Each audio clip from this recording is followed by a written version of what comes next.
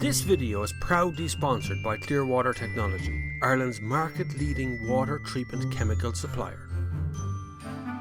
I've seen a video, read an article that suggested that Tesla may have saved this glorious Italian company from doom. Of course, that was very short-sighted. They weren't saved from doom. But what they were saved from doing was paying a gargantuan fine because, well, Alfa Romeo don't really bother much with electrical stuff or even worrying about CO2. Because under this bonnet is a 2.9 litre V6 bi-turbo. Yeah, a lot of CO2 out of that one. What really happened, of course, if anyone cared to have a look at it, was that Tesla don't generate a CO2 fine, you know, because their cars don't have tailpipes. It's not that they don't generate CO2, it's that their cars driving on the road, brum brum, don't make that noise. They just go on electric. Alfa Romeo, on the other hand, they generate a lot of CO2. So instead of paying the fine, they paid Tesla to absorb their CO2. Welcome to the modern world of cheating the whole industry. And Tesla are completely complicit in it. Under EU rules, you have to have 95 grams of CO2 is your target. 96, 97, 98 or 100 will get you a fine. And if you're already fairly financially banjaxed like Alfa Romeo is, then you know you can either pay the gargantuan fine or you can take your excess CO2 and give it to a company that doesn't produce any of it. Tesla.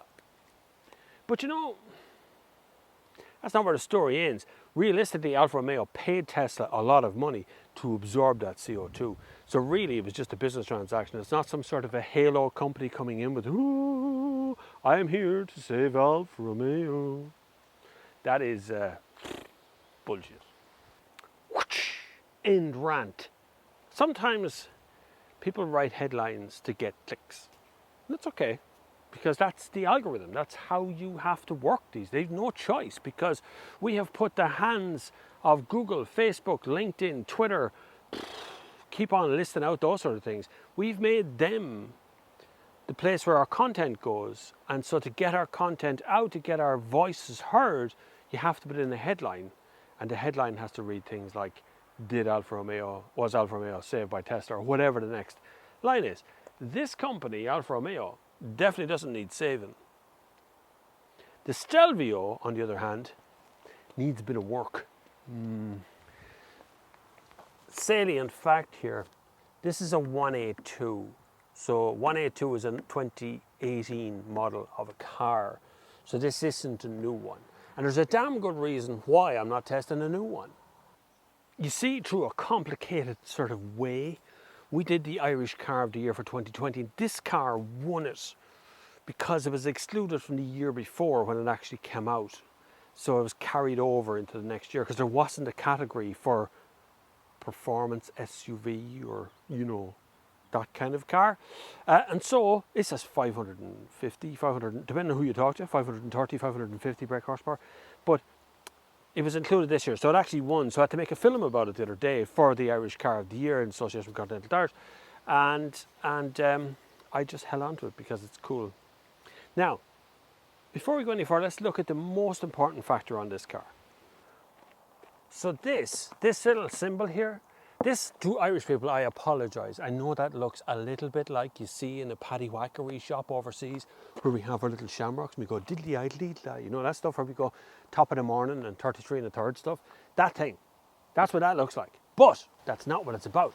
This four-leaf clover, or quadrifoglio, is actually got a history dating back to 1923. So let's skip through it real quick.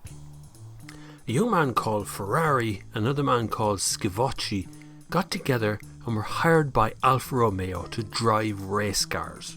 Together with Ferrari, Scavocci formed two of the four slots on Alfa Romeo's first factory racing team. The other two drives were Giuseppe Campari and Antonio Ascari. Out of the four, Scavocci was actually the quickest, but generally didn't really win a whole lot. It earned him a reputation as a driver who never had a lucky lady fortune on his side. The 1923 Targa Florio would be different. To get rid of this misfortune, he painted a white square with a four-leaf clover in the middle of it and went on to win. And of course, everybody thought it was because of the four-leaf clover that it warded away the bad spirits. and he won.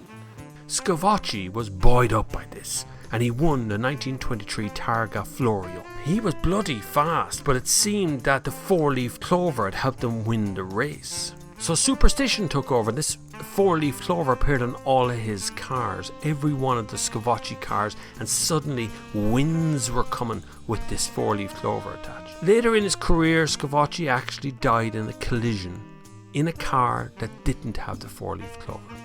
And so it stuck. The Grand Prix at Monza, he didn't have it on the car. It was a P1 race car. His death was recognised in a symbolic change to the Quadrifoglio. They actually went from a square to a triangle to represent each point of the factory drivers. That same emblem continues today.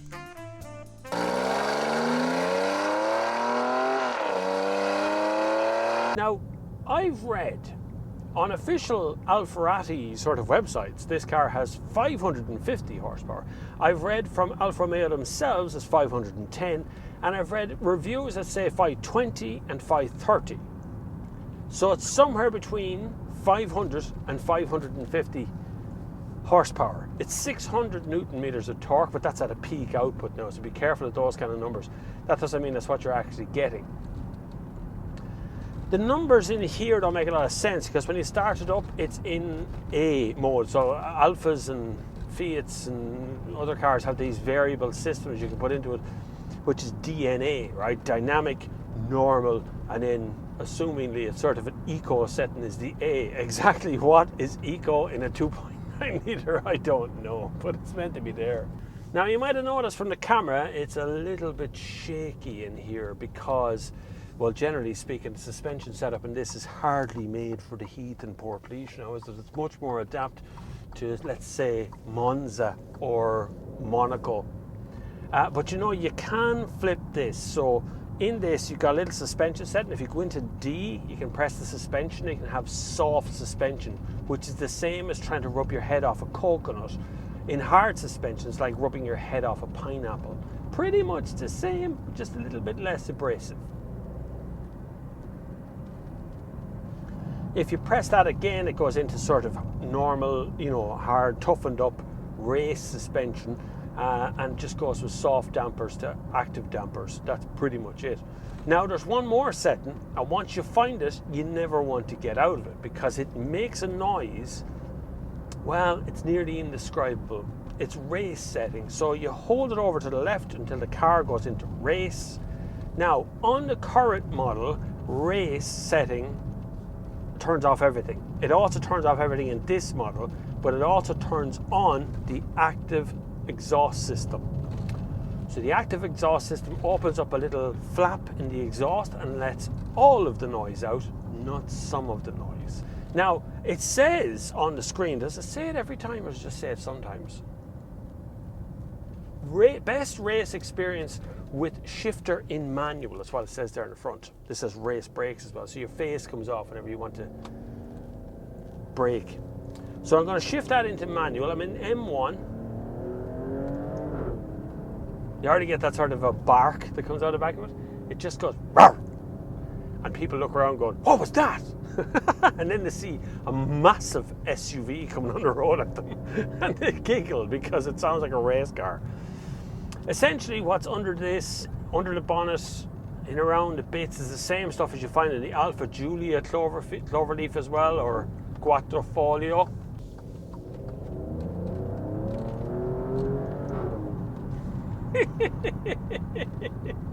Just relishing that noise, boys.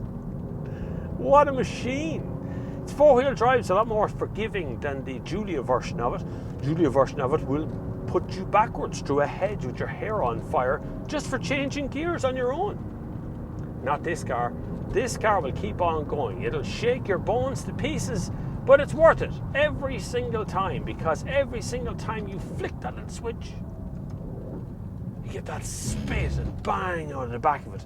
And then actually turning in is quite a crisp experience. It holds that corner quite well. You can get the power down fairly rapid on the way out. You can get into these corners nice and tight, keeping your foot feathering that throttle all the way through, and it holds just lovely. And then that sound begins all over again. absolutely amazing sound that comes out of this. And I do it here. This is a nice big long straight road. No one's going to mind me here, lots of traffic around. And we give it a little burst.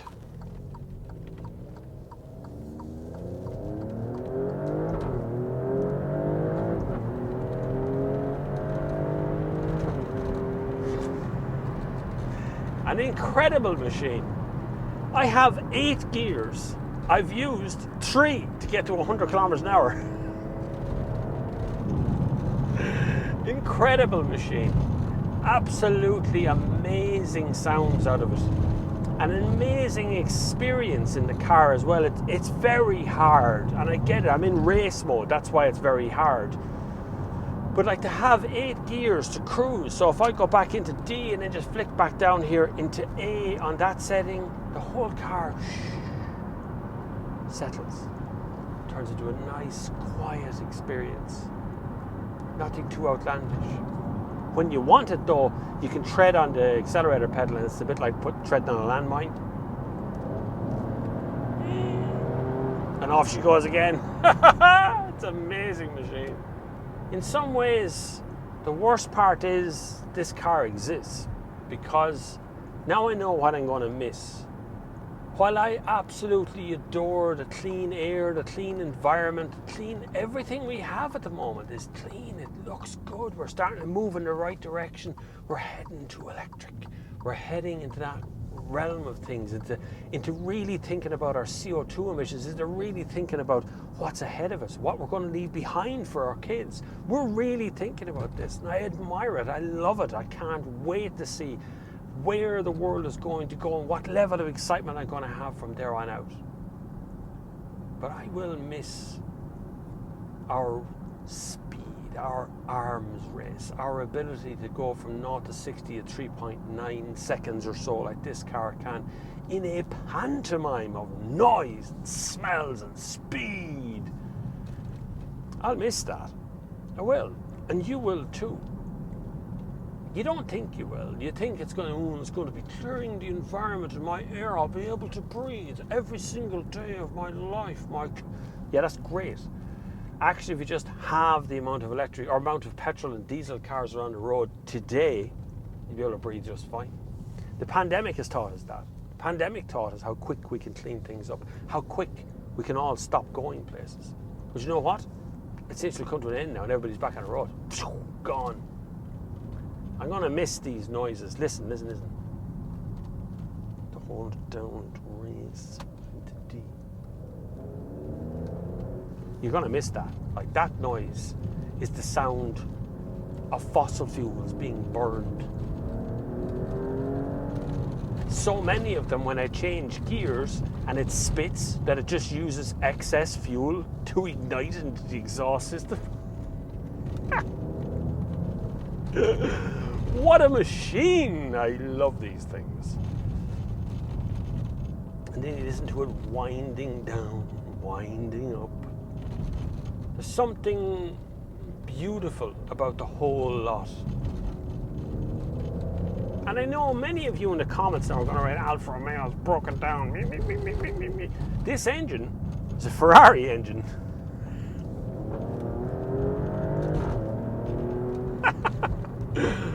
So yeah, go right in the Ferrari forums how fast it breaks down. This is a 2018 car. It's after being ragged. One of 2 in the country. Not a sign of this thing being having a problem.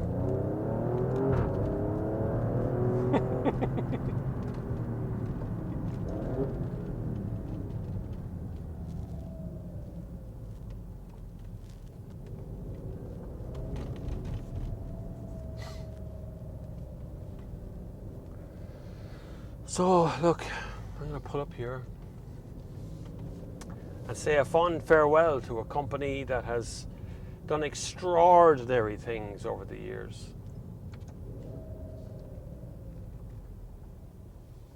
I don't know if we'll ever see it like this again. I don't know if they'll continue this kind of line into the future. We'll have to see what the Italian company can pull out next time. It's been an amazing ride, Alfa Romeo. I've had a few. Here's a few memories. Anyway, let's Let's start off with launch control, shall we? That's coming from a little 1.4 engine. I know it's trickery. I don't care. I don't care that noise is a butterfly valve or something in the exhaust that's making it do that. I don't care. I just want more of that, more fuel, more of that D mode, and more of that noise. This is what cars are about. This is the theatre of cars.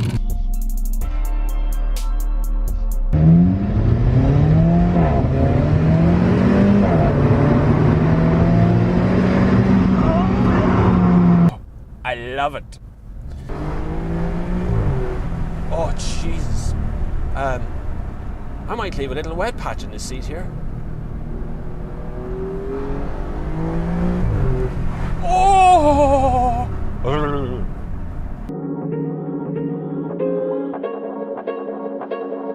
If I was sitting in my house looking out the window at it, I'd go, oh, ow, what a car, it's so gorgeous. If I think with my head for a minute, I go, what? Why am I buying a car like that?